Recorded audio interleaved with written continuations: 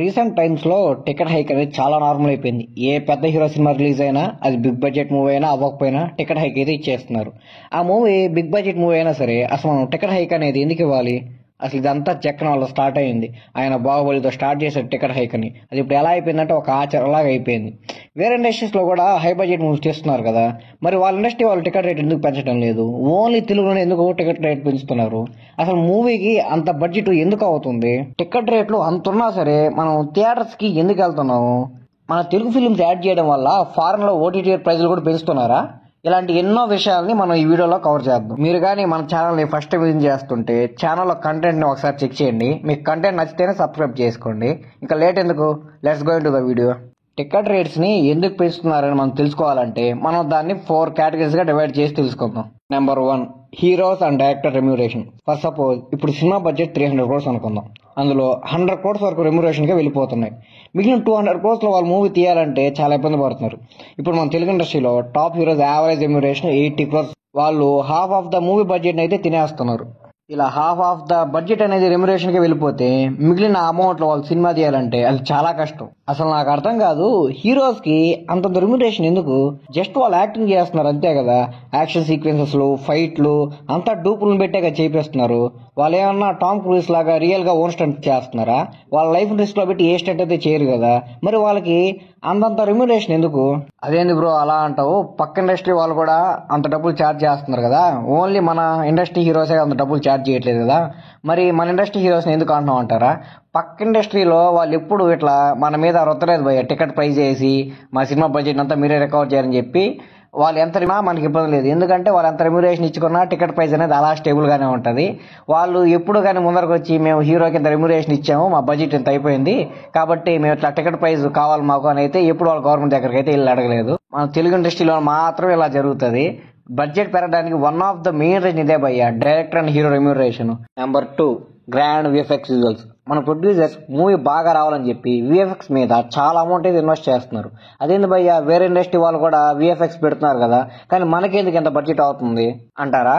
ఎందుకంటే మన డైరెక్టర్స్ సాదా సీదా వాళ్ళతో వర్క్ చేయరు. మనమంతా ఓన్లీ మార్కెట్లో టాప్లో ఎవరు ఉంటారో వాళ్ళతో వర్క్ చేస్తాం. We only work with top 5 VFX companies. ఆ కంపెనీ 6th ప్లేస్లో ఉన్నా కూడా మనం ఆ కంపెనీ జోలికి వెళ్ళాం. కానీ బాలీవుడ్, కోలీవుడ్ వాళ్ళు అలా కాదు. వాళ్ళు సీన్ అంతా ఎక్స్ప్లెయిన్ చేసి వాళ్ళకి ఎలాంటి అవుట్పుట్ కావాలో చెప్పి కంపెనీస్ మధ్య కాంపిటీషన్ అయితే స్టార్ట్ చేస్తారు.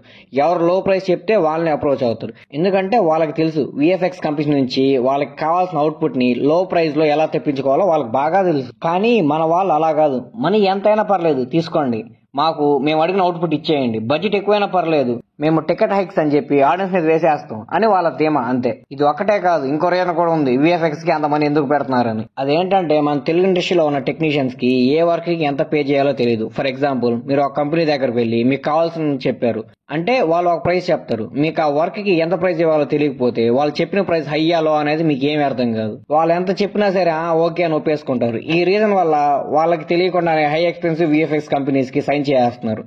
మన వాళ్ళు అలా కాకుండా మూవీ స్టార్టింగ్ లోనే అంతా క్లియర్ గా ప్లాన్ చేసుకొని కొన్ని స్ట్రాటజీలు వాడితే చాలా యూస్ఫుల్ గా ఉంటది.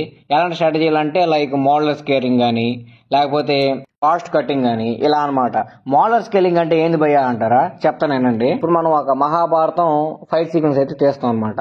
మన టార్గెట్ అంతా ఏముంటది, ఎవరన్నా టాప్ 2 యోధులు తలబడుతుంటే వాళ్ళ మధ్య ఉంటది అనమాట. మన ఎయిమ్ అంతా వాళ్ళనే చూస్తుంటాం, వాళ్ళు ఎలా బాణంలో వెళ్తున్నారని చూస్తుంటాం అంతే. కానీ చుట్టుపక్కలంతా ఫైటింగ్ జరుగుతుంటే మనం చూపించాలి. అరౌండ్ ఒక 50 to 60 మెంబర్స్ కొట్టుకుంటున్నట్టు మనం చూపించాలి. ఆ 50 to 60 మెంబర్స్ ని మనం ఆ విఎఫ్ఎక్స్ కంపెనీ తీసుకుంటాం అనమాట. అదే సేమ్ 50 to 60 మెంబర్స్ ని వేరే చోట్ల కూడా వాడతాం అనమాట. లైక్ ఇప్పుడు అర్జునుడు, భీముడు కొట్టుకుంటుంటే ఎలా అయితే ఆ 50 మెంబర్స్ చూపించామో సేమ్ అలాగే ధర్మరాజు, భీష్ముడు కొట్టుకుంటుంటే కూడా ఆ 50 మెంబర్స్ ని చూపిస్తాం. దానివల్ల ఏమవుతుందంటే ఆడియన్స్ కూడా హ్యాపీగా ఫీల్ అవుతారు. మనకు కూడా పని అనేది చాలా తక్కువ కాస్ట్ లో అయిపోద్ది అనమాట. దీన్నే మోడల్ స్కేలింగ్ అంటారు. ఈ మెథడ్ యూజ్ చేయడం వల్ల చాలా మనీ అయితే సేవ్ అవుతుంది. బాలీవుడ్, కాలీవుడ్ వాళ్ళు ఈ మెథడ్ యూజ్ చేసి చాలా మనీ అయితే సేవ్ చేసుకుంటారు. కానీ మన టాలీవుడ్ వాళ్ళు అలా చేయరు.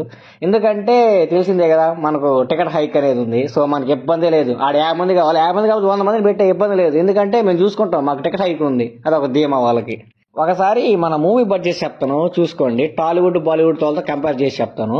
కల్కికి, RRR కి, పుష్ప 2కి అరౌండ్ గా బడ్జెట్ 400 నుంచి 600 crores అయింది. 3 మూవీలకి కలిపి 400 to 600 crores కాదు, ఈచ్ మూవీకి 400 to 600 crores అయింది. కానీ హిందీ వాళ్ళకి అలా అవ్వలేదు.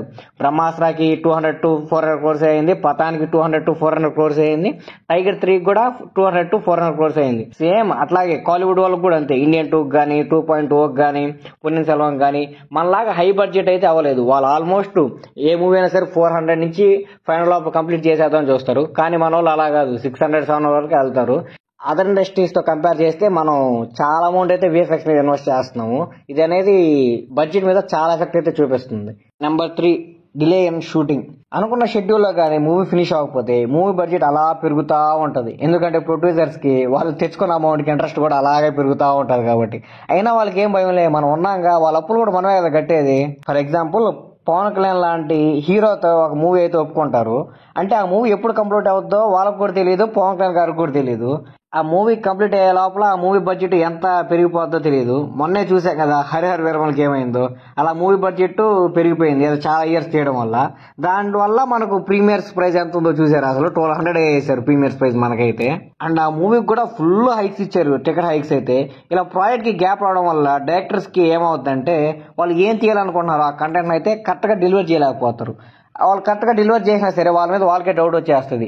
ఒరే మనం ఎప్పుడో 2-3 years బ్యాక్ దీన్ని షూట్ చేసాము, ఇప్పుడున్న జనరేషన్ కి ఇప్పుడున్న సొసైటీకి ఇది ఫిట్ అవుద్దా లేదని చెప్పి దీన్ని మళ్ళీ రీషూట్ చేస్తారు. అలా రీషూట్ చేయడం వల్ల ఏమవుతుందంటే మళ్ళీ బడ్జెట్ పెరిగిపోద్ది. అంత బడ్జెట్ అంతా పెరిగిపోయి మొత్తం సినిమా అంతా అయిపోయాక కూడా కొన్నిసార్లు మనం చూసుంటాం టీవీలో, ఈ మూవీ ఇప్పుడు అనౌన్స్ చేస్తామని చెప్పి ఇప్పుడు అనౌన్స్ చేయకుండా మళ్ళీ రిలీజ్ డేట్ అయితే మార్చేస్తారు. ఎందుకు మార్చేశారంటే ప్రీ ప్రొడక్షన్ వర్క్ కంప్లీట్ కాలేదు, అది ఇది అని చెప్పి మనకు చాలా రీజన్స్ అయితే చెప్తారు. అసలు ఇదల్లా ఎందుకు వస్తుందంటే ఈ ప్రాబ్లమ్స్ అన్ని ఇలా ల్యాగ్ అవడం వల్ల ఏమవుతుందంటే, ఇప్పుడు ఒక సీన్ తీశారు, ఆ సీన్ లో హీరో ఒకటి అనుకుంటున్నాడు, డైరెక్టర్ అనుకుంటున్నాడు. అసలు గ్యాప్ లేకుండా మూవీ తీసేస్తే ఏమవుతుందంటే వాళ్ళిద్దరూ ఒకే పాయింట్ మీద స్టాండ్ అయి ఉంటారు. గ్యాప్ వచ్చిందనుకో హీరోకి ఒకసారి థాట్ వస్తుంది అనమాట, మరి ఆ సీన్ బాగాలేదు కదా, ఇంకా కొంచెం బెటర్ గా చేయొచ్చు కదా అని చెప్పి వెళ్ళి డైరెక్టర్ మీద అప్రోచ్ అవుతాడు.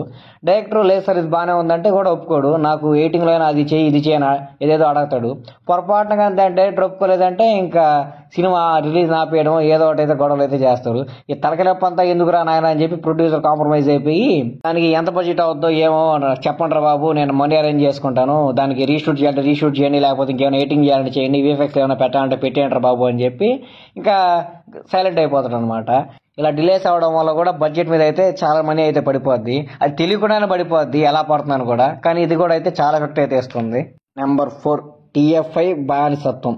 ఇది మెయిన్ చాప్టరే. అసలు బడ్జెట్ పెరగడానికి హీరో డైరెక్టర్ రెమ్యునరేషన్ కాదు, VFX కాదు, అవన్నీ ఏమీ కాదు, ఇది మెయిన్ టాపికే. అసలు అయినా నేను చెప్పినవన్నీ ఒక ఎత్తు అయితే ఇది ఒక ఎత్తు. మన ప్రొడ్యూసర్స్ మనల్ని ఎలా ట్రైన్ చేశారంటే ఈ సినిమాని ఎలా అయినా మీరే హిట్ చేయాలి, చేయకపోతే మీ హీరో స్టార్ట్ పడిపోద్ది. మొన్నటికి మొన్న వార్ 2 ప్రీ రిలీజ్ ఈవెంట్ లో నాగవంశీ గారు హిందీ నెట్ కన్నా 1 రూపాయి ఎక్కువ పెట్టాలి మీరు, ఇది మీ బాధ్యత, అది ఇది అని ఏదేదో చెప్పేశాడు. అంటే ఆ హీరో మూవీకి మనం మళ్ళీ ఖర్చు పెట్టి మళ్ళీ ఆ మూవీస్ చూసి వాళ్ళకి రెవెన్యూ జనరేట్ చేయాలి, ఇది మన బాధ్యత అంట. ఏమన్నా చెప్పారా నాగవంశీ గారు? అసలు ఇది ఇక్కడతో ఆగిపోతే సరిపోయి ఉండేది, కానీ ఇది ఇక్కడతో ఆగలేదు. స్టేట్స్ దాటేసింది, స్టేట్స్ ఏంది కంట్రీసే దాటేసింది. ఫారెన్ లో కూడా పరిస్థితి సేమ్ ఇలానే ఉంది భయ్య. ఫర్ ఎగ్జాంపుల్ ఒక పాన్ ఇండియా మూవీ TFI నుంచి వచ్చిందంటే అది ఫారెన్ లో తెలుగులో చూడాలంటే ఒక రేట్ ఉంటుంది, అదే వేరే లాంగ్వేజ్ లో చూడాలంటే ఇంకో రేట్ ఉంటుంది. నువ్వు ఆ మూవీని హిందీలోనో తమిళ్లోనో లేకపోతే ఇంకేదైనా లాంగ్వేజ్ లో చూడాలంటే ఆ మూవీ టికెట్ ప్రైస్ $15 ఉందనుకుంటే, నువ్వు తెలుగులో చూడాలంటే ఆ మూవీ ప్రైస్ అరౌండ్ $30 ఉంటుంది. ఇంకా నీకు సోకులు ఎక్కువైపోయి ఇంకా ప్రీమియర్ లీగ్ IMAX లో చూడాలి అది ఇది అన్నావంటే ఇంకా నువ్వు నీ ఆస్ట్రమ్ముగా చూడాల్సిందే మూవీని ఫ్రెండ్స్ తో చూడాలంటే. ఇది ఓన్లీ తెలుగు ఇండస్ట్రీలో జరుగుతుంది భయ్య, ఇంకా వేరే ఇండస్ట్రీలో నుంచి ఎన్ని మూవీస్ వచ్చినా సరే ఇలా జరగదు, ఓన్లీ మనకే ఇలా జరుగుతుంది. ఎందుకంటే మనం బానిసలం కదా, TFI బానిసలం మర్చిపోయాం. ఆస్ట్రేలియాలో అయితే ఒక OTT ప్లాట్ఫామ్ కి సబ్స్క్రిప్షన్ తీసుకుంటే అందులో అన్ని లాంగ్వేజ్ మూవీస్ చూడొచ్చు ఎక్సెప్ట్ తెలుగు. ఎందుకంటే మీరు తెలుగు మూవీస్ చూడాలంటే ఆ ప్రైస్ కి డబల్ ద ప్రైస్ పే చేయాలి. అప్పుడు మాత్రం మీరు తెలుగు మూవీస్ చూడగలరు, లేకపోతే తెలుగు మూవీస్ చూడలేరు.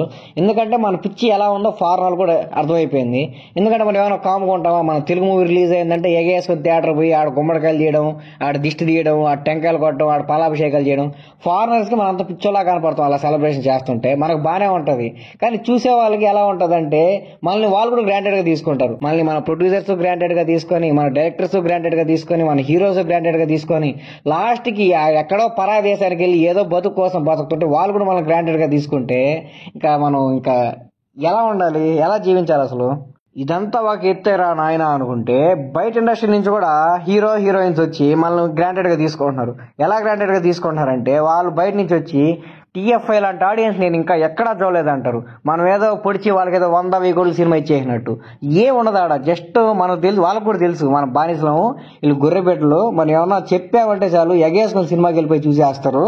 అది ఇది అని చెప్పి వాళ్ళు వచ్చి I love the TFI audience more అనే ఒక హీరోయిన్ కానీ అలా చెప్పిందంటే ఇంకా మనం తెగ ఫీల్ అయిపోయి ఒరే హీరోయిన్ అలా చెప్పింది, మన తెలుగు ఇండస్ట్రీ పేరు మనం నిలబెట్టాలి అని చెప్పి ఎగేసుకుని సినిమాకి వెళ్ళిపోయి ఆ మూవీని అయితే చూసేస్తావు.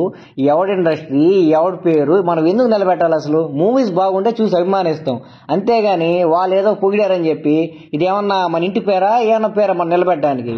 ఓకే ఒప్పుకుందాం, వేరే ఇండస్ట్రీస్ తో పోలిస్తే మనకు ఫిలిమ్స్ అంటే బాగా ఇష్టం, కానీ దాన్ని ప్రొడ్యూసర్స్ ఇంత గ్రాంటెడ్ గా తీసుకోకూడదు కదా. మరి ఇది ఇలానే అలా కొనసాగుతూ ఉందంటే ఇంకా మహేష్ బాబు గారు రాజమౌళి గారు మూవీ వచ్చే టైంకి మన ఫ్యామిలీతో మూవీ చూడాలంటే మన కిడ్నీ అమ్ముకొని మూవీ చూడాల్సిందే.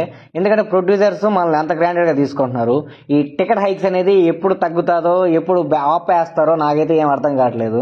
అదండి ఈ రోజు వీడియో. మీరైతే ఫిక్స్ అయిపోండి మీ కిడ్నీ అమ్మడానికి మీరు మూవీ చూడాలంటే.